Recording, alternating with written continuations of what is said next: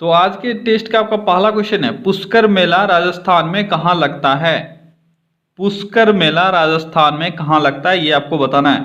आप सभी को पता है पुष्कर मेला राजस्थान में लगता है। राजस्थान में कहाँ लगता है? राजस्थान में अजमेर में लगता है पुष्कर मेला।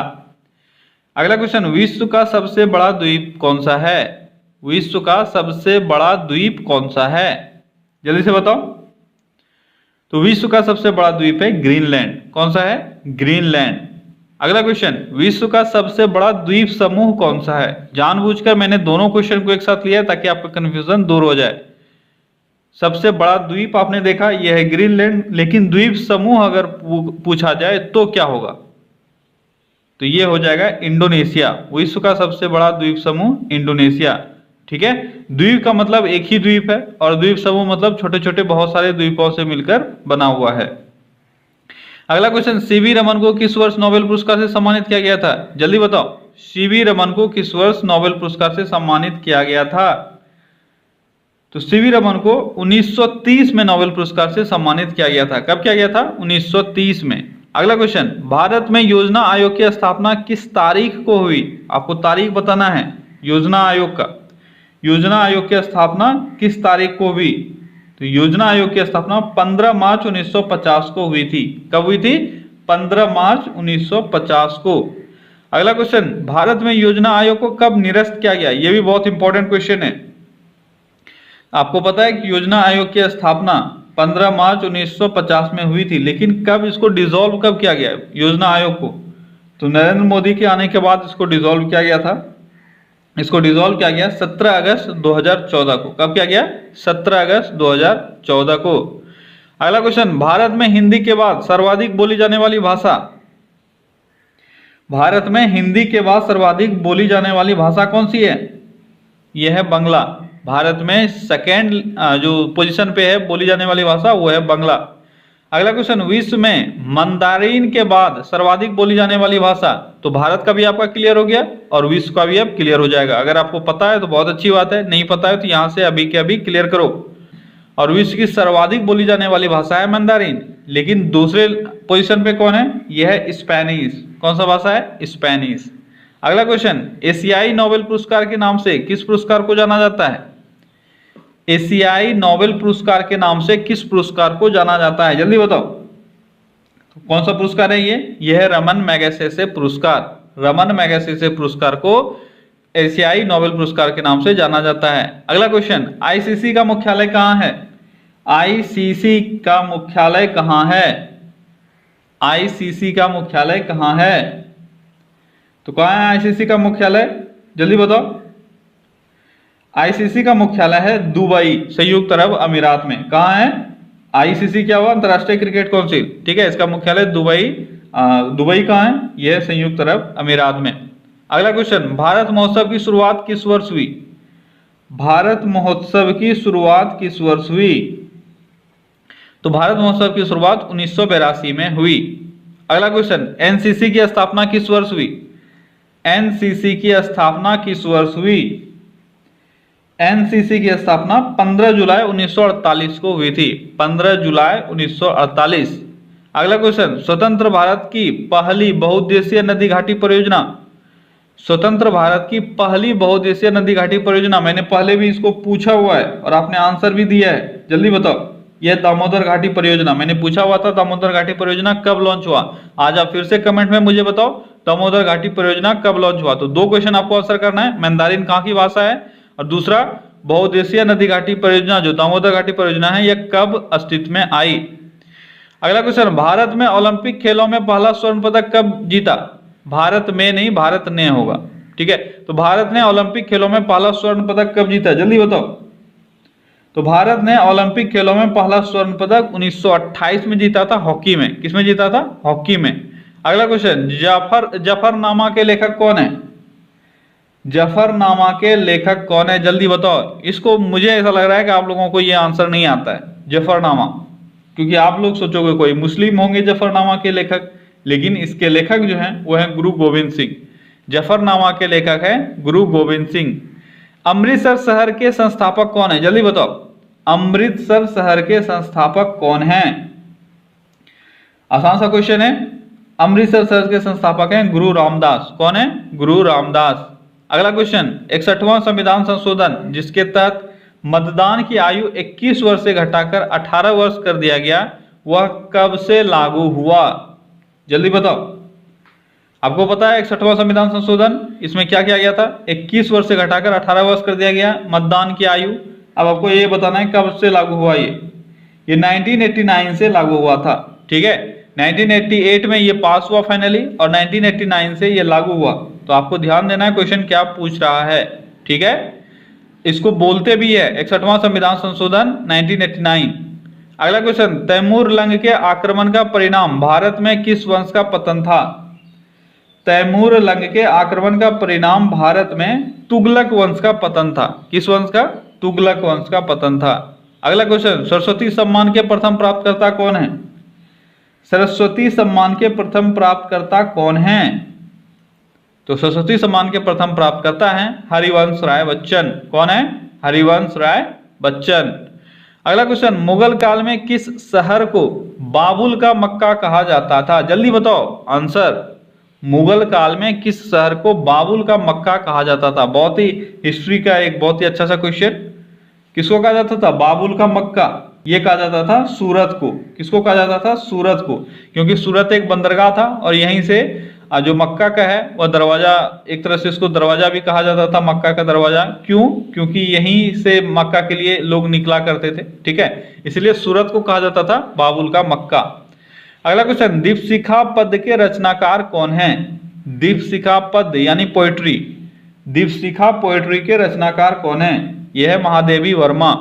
अगला क्वेश्चन, हैरी पॉटर के लेखक कौन है? हैरी पॉटर के लेखक कौन हैं? तो हैरी पॉटर के लेखक हैं जेके रोलिंग। कौन है? जेके रोलिंग।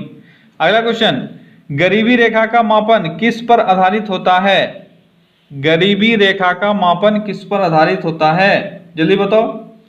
तो गरीबी रेखा का मापन कैलोरी खपत पर आधारित होता है। किस पर? कैलोरी खपत पर आधारित होता है। 12 मासा के रचयिता कौन है? 12 मासा के रचयिता कौन है? 12 मासा के रचयिता कौन है?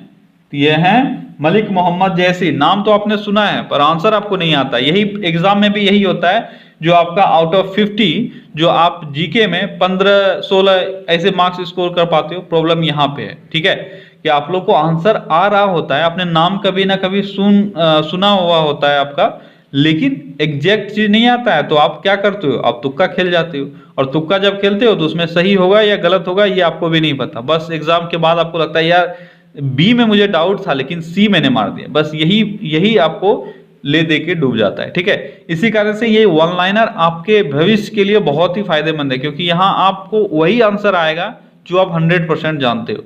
ठीक है, इसलिए मैं बोलता हूँ इसको बहुत सीरियसली और शिद्दत से लो, क्योंकि ये बहुत इफेक्टफुल है आपके पढ़ाई के लिए।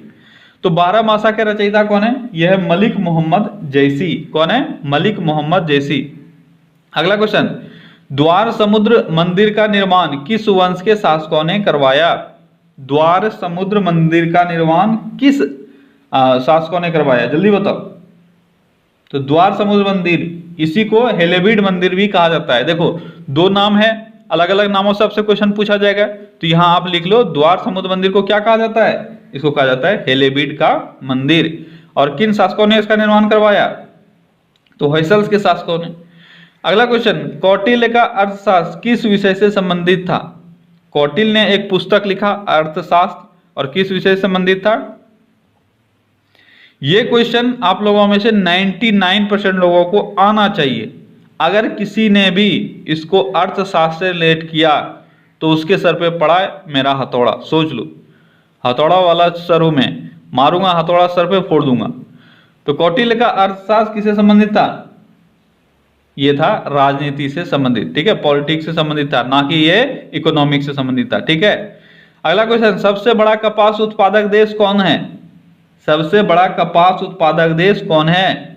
तो सबसे बड़ा कपास उत्पादक देश चीन है। कौन है सबसे बड़ा कपास उत्पादक देश? यह है चीन।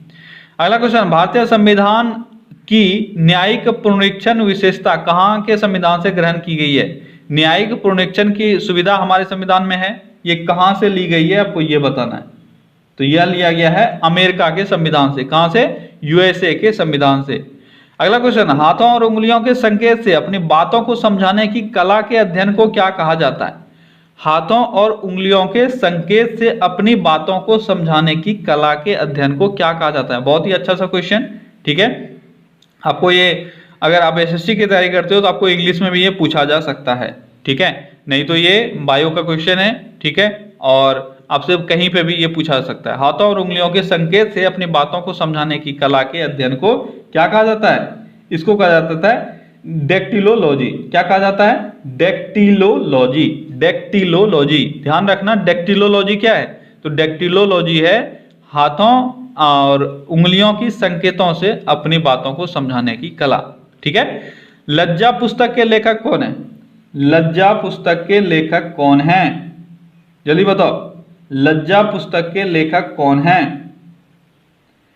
लज्जा पुस्तक के लेखक हैं तस्लीमा नसरीन। अगला क्वेश्चन, टिग्रिस नदी कहां बहती है? बहुत ही अच्छा सा क्वेश्चन, आसान सा क्वेश्चन है। टिग्रिस नदी कहां बहती है? जल्दी बताओ, टिग्रिस नदी कहां बहती है? तो टिग्रिस नदी इराक में बहती है। कहां बहती है? इराक में। टिग्रिस नदी इराक में बहती है। अगला क्वेश्चन, लियोनार्डो दा विंची कहां का नागरिक था? नागरिकता नहीं है, यह नागरिक था। ठीक है, लियोनार्डो दा विंची कहां का नागरिक था? लियोनार्डो दा विंची कहां का नागरिक था? जल्दी बताओ। ये इटली का नागरिक था। कहां का था? इटली का। अगला क्वेश्चन, लोकसभा के लिए कोरम कितना है? बहुत ही आसान सा क्वेश्चन। लोकसभा के लिए कोरम कितना है?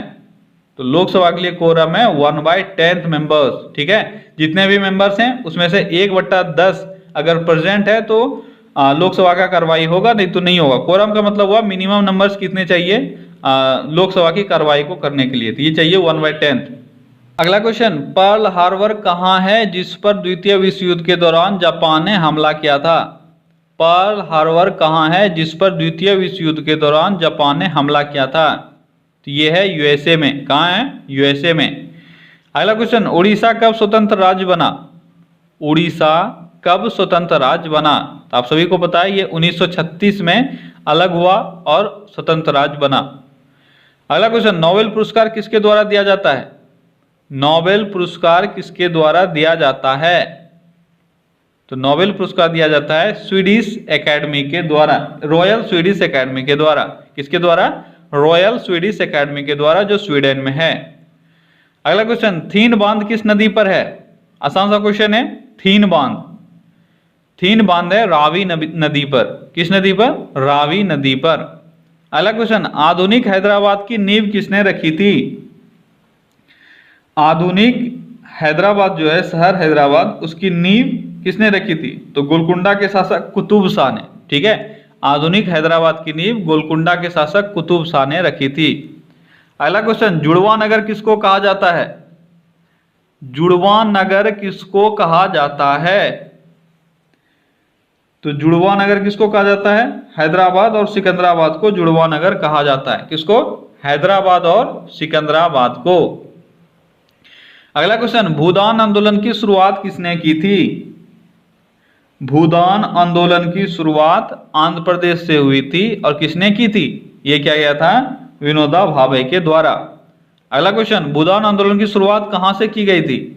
आप लोग तो खुश हो गए, मैंने बता दिया आंध्र प्रदेश में। आप बताओ आंध्र प्रदेश में कहां से की गई थी? आप बताओ, सारी खुशी धरी की धरी रह जाएगी, मेरे सामने आप खुश नहीं हो पाओगे ऐसे। तो भूदान आंदोलन की शुरुआत कहां से की गई थी? आंध्र प्रदेश में। बताओ जगह, बताओ। क्वेश्चन की कमी है मेरे पास, आप आंसर देते जाओ बस। तो आंध्र प्रदेश, तभी तेलंगाना जो था वो आंध्र प्रदेश का ही पार्ट था, तो आपका आंसर हो जाएगा तेलंगाना। ठीक है, तो तेलंगाना से शुरुआत हुआ था भूदान आंदोलन का। अगर आपको ऑप्शन में तेलंगाना नहीं मिले तो आंध्र प्रदेश आपका सही होगा, लेकिन जो एग्जैक्ट जगह था वो तेलंगाना से था, तभी आंध्र प्रदेश का पार्ट था तेलंगाना, इसीलिए हम लोग आंध्र प्रदेश पढ़ते हैं। अभी आपका आंसर तेलंगाना हो जाएगा। अगला क्वेश्चन, भाषाई आधार पर गठित होने वाला देश का पहला राज्य कौन सा था? बहुत ही आसान सा क्वेश्चन, आज के सेट का सबसे आसान क्वेश्चन।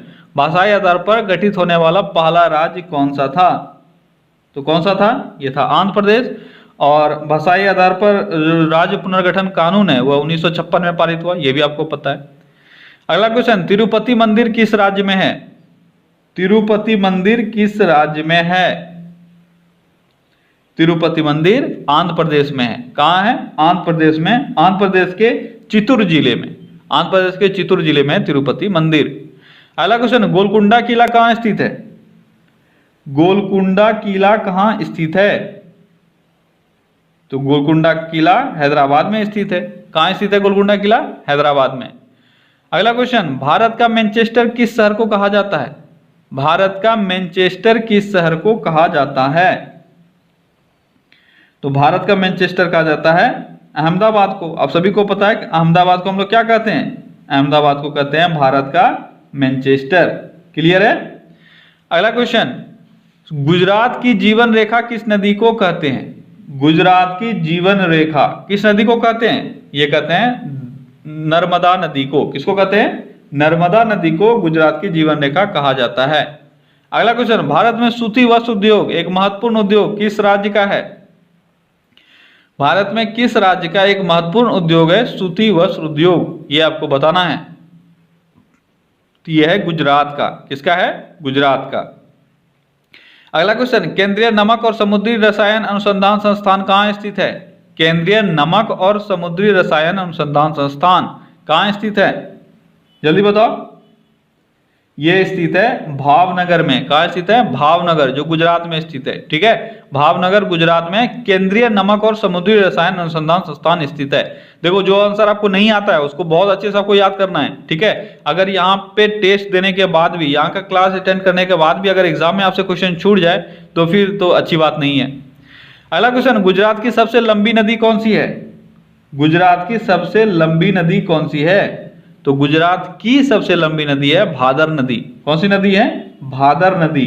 भादर नदी है गुजरात की सबसे लंबी नदी। ठीक है, तो ओके गाइस, तो ये था आज का आपका टॉप 50 क्वेश्चंस जो आपके टेस्ट सीरीज में है। ठीक है, चलिए कल फिर से मिलते हैं अगले टेस्ट में। Till then take care, bye bye.